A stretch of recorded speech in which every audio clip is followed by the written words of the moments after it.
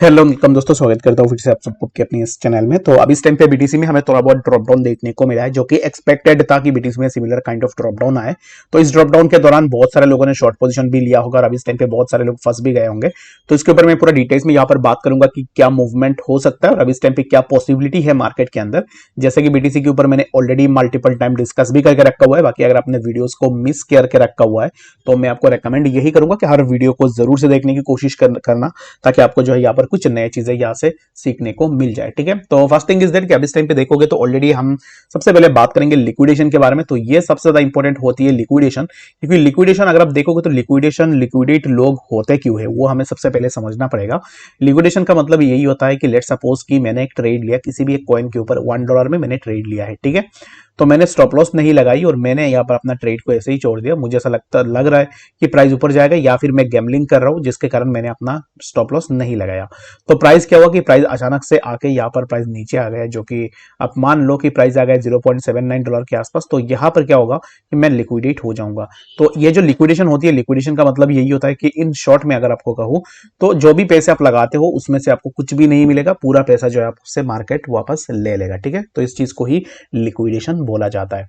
बाकी लोग लिक्विडेट इसलिए होते हैं, जितने भी लोग गैम्बलिंग करते हैं, जितने भी लोग यहाँ पर रिस्क मैनेज नहीं करते, तो ज्यादातर वही लोग लिक्विडेट होते हैं मार्केट के अंदर। तो मैं आप सबसे यही रिकमेंड करूंगा कि हमेशा ये चेक करना कि लिक्विडेशन से कैसे बचा जाए और अपना स्टॉप लॉस भी जरूर से लगा के रखना। बाइनेंस के अंदर अगर हम यहाँ पर बात करें, ओनली इन बाइनेंस हमें लिक्विडेशन देखने को मिला है 10.44 मिलियन के आसपास हमें बाइनेंस में लिक्विडेशन देखने को मिला है। ठीक है, उसके बाद लॉन्ग पोजीशन पे अगर आप देखो तो 7.99 मिलियन के आसपास लिक्विडेशन लॉन्ग पोजीशन में हुआ है।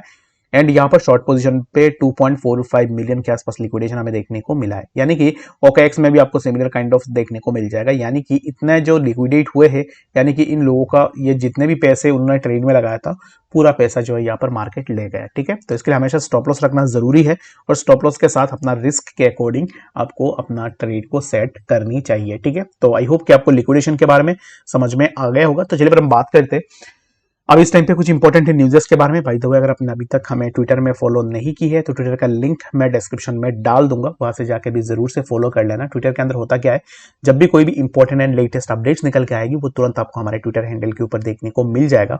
तो इसके लिए जरूर से ज्वाइन भी कर लेना। तो बात करते हैं एग्जैक्टली फाइल कॉइन में।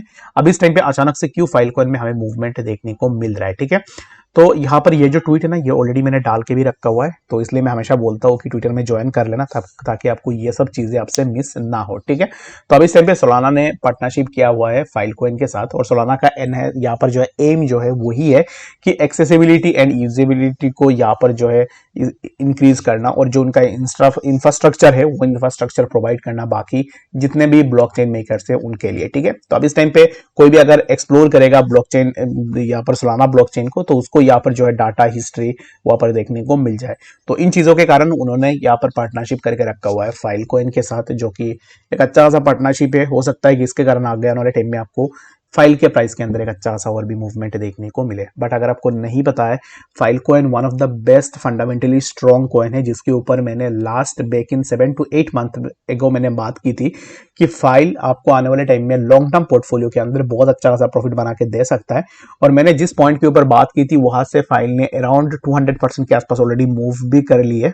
बाकी मैं आने वाले टाइम में भी आपको बताऊंगा कि एग्जैक्टली कौन से ऐसे ऑल्ट कॉइन्स है जो अच्छा खासा प्रॉफिट बना के दे सकते हैं, और मैं जो भी कॉइन्स लूंगा वो मैं आप लोगों के साथ यहाँ पर शेयर करूंगा। ऐसा नहीं है कि मैं नहीं ले रहा हूं और मैं आपको रिकमेंड कर रहा हूं। ठीक है, तो मैं अपना पोर्टफोलियो के साथ ही मैं आपको बताऊंगा कि एग्जैक्टली कौन से कॉइन्स के ऊपर मैंने अपना बाइंग बनाई हुई है, और मैंने कुछ बहुत ज्यादा बाइंग ऑलरेडी बना के रखा भी हुआ है। तो उनके ऊपर भी अगर आप चाहते हो कि मैं एक वीडियो बनाऊं तो जरूर से मुझे कमेंट सेक्शन में बताना कि एग्जैक्टली उनके ऊपर आपको एक वीडियो चाहिए बोल के। ठीक है, तो मैं तो आपको अमाउंट नहीं दिखा सकता, अमाउंट इन द सेंस कुछ बड़ी अमाउंट नहीं है गाइज। यहाँ पर समवेयर अराउंड आप मान लो कि एक कॉइन के ऊपर मैक्सिमम $300 है, उससे ऊपर यहाँ पर नहीं है। एज यू नो कि मेरे पास उतना फंड्स है नहीं, क्योंकि मैं कोई भी सर्विसेज वगैरह सेल नहीं करता। जो भी ट्रेडिंग से होती है उनमें से ही मैं अपना यहाँ पर जो है इन्वेस्टमेंट वगैरह करता हूँ। तो इसलिए मैं यहाँ पर मेरे पास कुछ ज्यादा बड़ी फंड है नहीं, जो कि आपको भी ज्यादा पसंद नहीं आएगा। बट तो थोड़ा बहुत फंड है जो कि $200 $300 करके ऐसे करके मैंने यहाँ पर जो है लगा के रखा हुआ है बहुत सारे कॉइन्स के ऊपर, उनके ऊपर मैं बात करूंगा, क्योंकि यहाँ पर ऐसा यहाँ पर हाइप क्रिएट किया जाता है मार्केट के अंदर।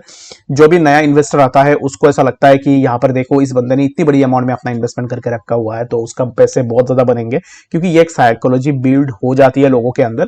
तो ये जो स्टेरियोटाइप है उसको ब्रेक करने के लिए मैं जरूर से आपको बताऊंगा। And again I am saying कि अगर आप ऐसे सोच रहे हो कि मैंने बहुत ज्यादा अमाउंट लगा दिया, ऐसा बिल्कुल भी नहीं है। इथेरियम जब समवेयर अराउंड 1350 के आसपास था तब मैंने आपको बताया था कि मैंने $100 का इथेरियम लिया था।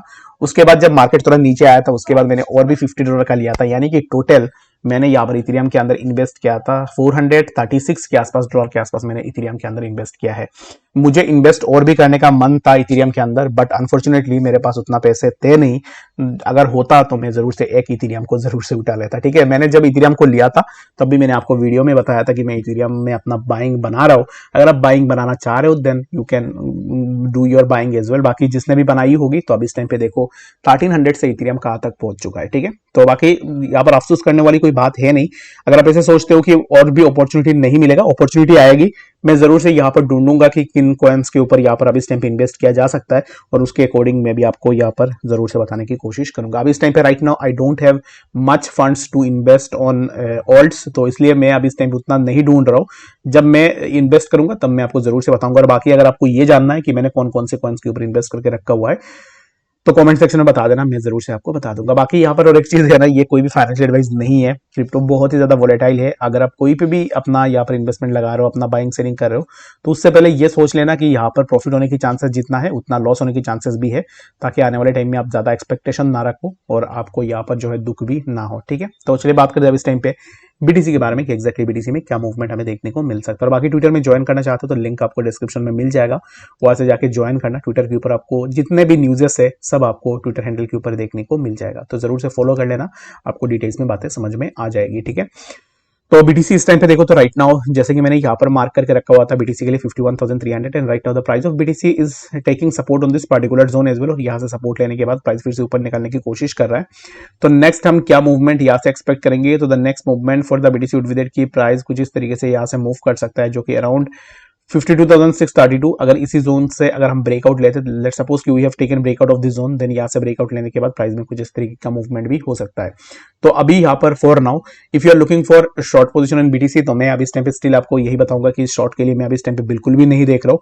I am right now bullish on BTC और मुझे ऐसा लगता है कि बीटीसी आने वाले टाइम में हमें बहुत अच्छा खासा मूवमेंट बना के दे सकता है। ठीक है, तो इसके लिए जैसे कि इसके ऊपर मैंने मॉर्निंग में भी डिस्कस किया था, तो बाकी अगर आप वीडियोस वगैरह देखते हो तो फिर होप्स हो कि आपको ये चीज भी जरूर से पता होगी। ठीक है, तो बाकी आई होप कि आपको डिटेल्स में बातें समझ में आ गई होगी कि एक्जैक्टली बीटीसी एंड बाकी ऑल्ट्स के बारे में कोई भी डाउट है या फिर कोई भी अगर आपका यहाँ पर जो है कुछ भी अगर आप पूछना चाहते हो तो कमेंट सेक्शन में बता देना, मैं नेक्स्ट वीडियो के अंदर जरूर से डिस्कस करने की कोशिश भी करूंगा। बाकी मिलते हैं नेक्स्ट अपडेट्स के साथ, तब तक के लिए गुड बाय।